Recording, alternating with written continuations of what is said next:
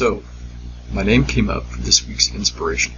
I knew it was my turn coming, and I was looking over my journal for a passage or thought that I could expand on for 8 minutes to try and keep your attention.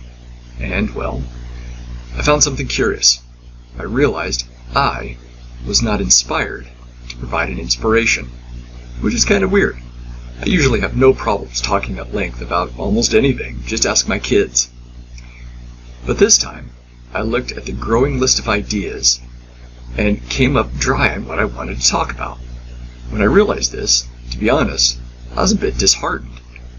I reached out to the Spirit to ask for His word, and seemed to come up empty. So, I thought to myself, I will just start writing and figure something out. So I did, and as soon as I got going, I got what I was waiting for. Now, to expose the man behind the curtain, I find that when I'm reading my Bible, or praying, or working in the yard, or even watching TV, I will occasionally be hit with a small voice that will give me some random statement, sometimes a question. They're usually quite glib and off the cuff. I have learned that this voice, more often than not, is giving me a key that I need to look into and find answers. So I keep my journal handy so I can write down a question or statement as they come to me.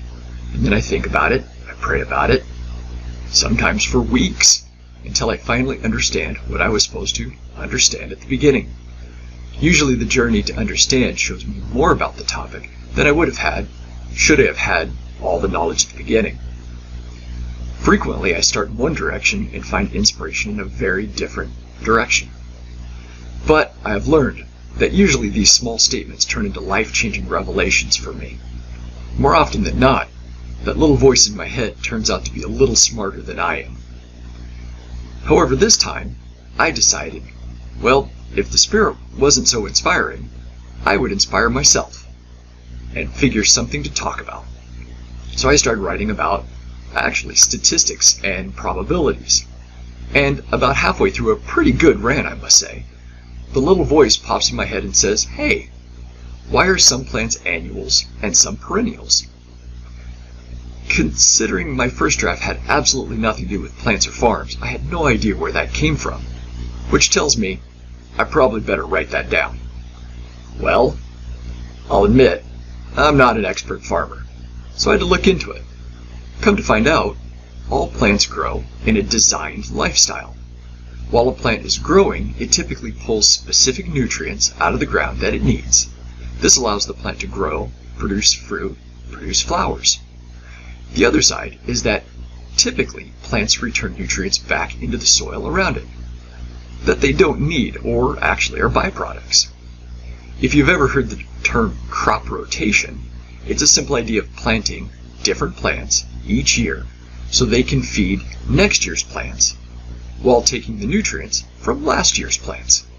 Kinda smart how plants are designed. But at a certain point, all plants have a life cycle that they go through a growth and then a recession. Even plants that seem to grow eternally have a cycle of growth and rest. One strawberry plant can last for years if left outside. In the fall, it seems to die, but if taken care of, in the spring it will return stronger and more bountiful. Garlic, of all things, should be planted in October, just before the frost. It is designed to be dormant over the winter, when in theory it should be killed by the cold, but in the spring it will grow and actually be stronger and fuller than if it was just planted in the spring normally. If you have a plant that you bring inside during the winter, it will have a time where it will actually seem to go dormant, may even seem to die. That's usually when I end up throwing them away. But if given time, it will return and it will grow. So what does this have to do with not being inspired? Well, quite a bit. Everyone, me included, have a point in their life where they need to rest. Everyone has a moment where they need to stop and take a deep breather. Maybe right now you're not feeling active or feel the desire to be part of the Lord's plan, but you just aren't feeling it. Maybe you kind of feel you're falling away, or you're feeling you're not in motion. Call it the spiritual doldrums. The question is, what are you doing in the downtime? What are you doing to prepare for the next period of growth in your life? If you have any level of faith, you know that the Lord is always working. Maybe you're just in a time of rest, because something spectacular is about to happen. So, I try to be as smart as my garden plants. I need to do a couple things in my supposed downtime. First, I need to keep reading, feed myself. Read the Bible, but also there are libraries of Christian authors that have penned pretty amazing books that have insight and motivation. Maybe it's time to reach out to one of those in the church and see who's reading what. Also, keep praying. But doing the same thing the same way and expecting different results is what makes, well, politics, not faith. Maybe it's time to change up the formatted text of a prayer. Maybe even changing the prayer opener may be enough to shake the mind out of a, rut. And create action. Maybe I need to get involved in different activities around the house or even the community. Start a new hobby. Join a new club. Something to create inspiration. Something about old dogs and new tricks? Well, it's a pretty good thing we're not dogs. Milk bones taste pretty bad. Just saying. So, gut check. Are you sitting back with your feet up? Are you getting out and trying something new? Are you reading the Twitters and the Facebooks?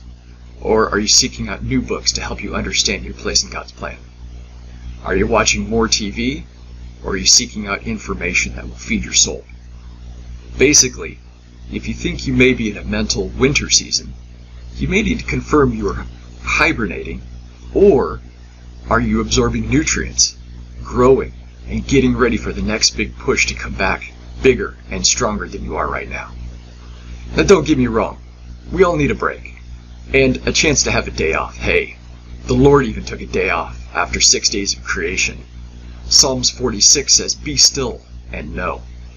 But the word went, as in someone traveled somewhere, occurs over 1,000 times throughout the Bible.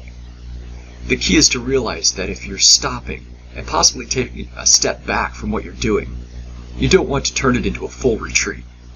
Prepare yourself for forward momentum, and you will be moved. And that is inspired stuff.